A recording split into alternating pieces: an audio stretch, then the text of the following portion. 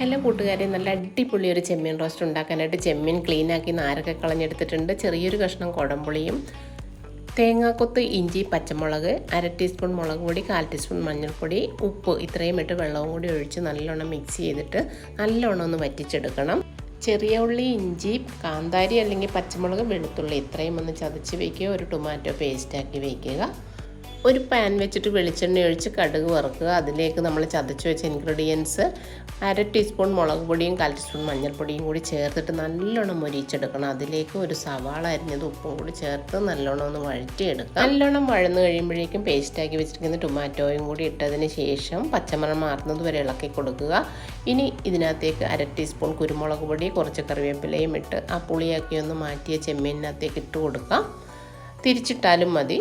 നല്ലോണം ഇളക്കി 2 മിനിറ്റ് ഒന്ന് സിമ്മിൽ വയ്ക്കുക. വേണമെങ്കിൽ മല്ലിയില കൂടി തൂകിയ അടിപൊളി ചെമ്മീൻ റോസ്റ്റ് റെഡി.